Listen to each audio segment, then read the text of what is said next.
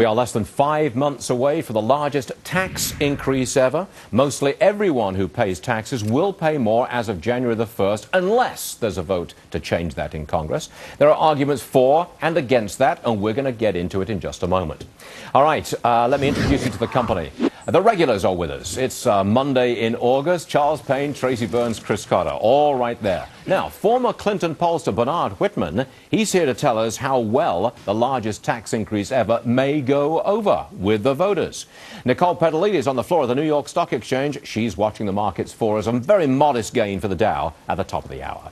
Let's get right to the Bush tax cuts. They are set to expire at the end of this year. Bernard Whitman joins the company now. He's a former advisor to President Clinton. Bernard, welcome back to the program. Good to have you with us again. Okay, the president wants to raise taxes only on the rich. Keep the tax cuts for the middle class going as long as possible. Okay, that's the position.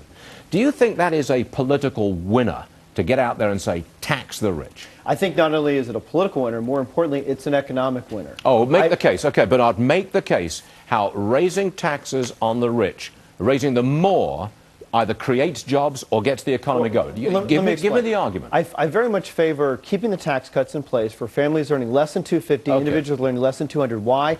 It covers 98% of Americans. Okay, now you tell me why raising taxes on the top 2 or 3% of income earners helps the economy and creates jobs. Well, I'll tell you why not doing so would be a disaster. Alan Greenspan said the same thing. But that's the counter-argument.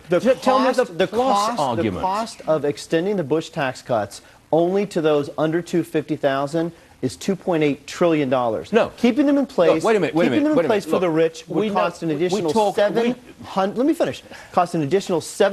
billion that we don't have. That's the revenue you think you're going to get if you raise the tax on... Wait a second, Bernard. I've got to straighten you out on something here.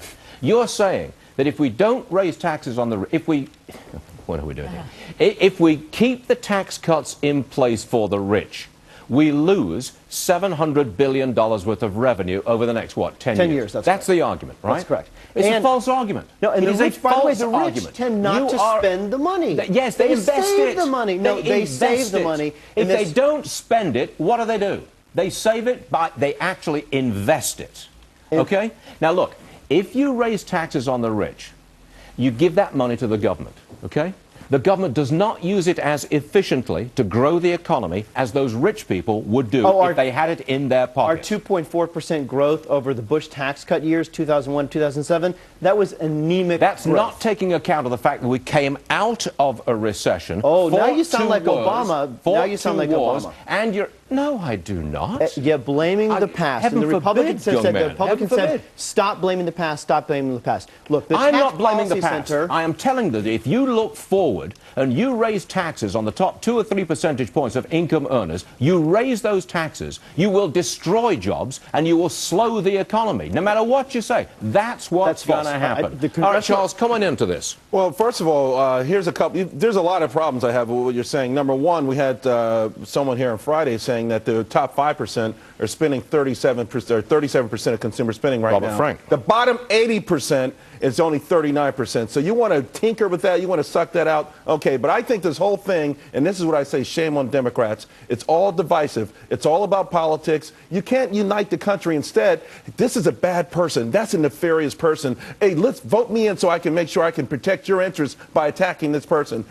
That's what it's all about. Taxing these people will not save the economy at all. It will harm the economy, but it might get Obama reelected. Hold on. It's not. Look, I like the rich as much as the next guy. It's not that they're bad people. It's that they don't need the tax cut. This whole myth about small business. Hold on. This whole myth about that the tax cuts are going to kill small business. Do you have a family with children and college expenses? Yes, I do. So then you damn well know that you want to keep your money in your own pocket. I work hard for it. I'm keeping it. I don't have to give it back to anybody because you think I should. Address the morality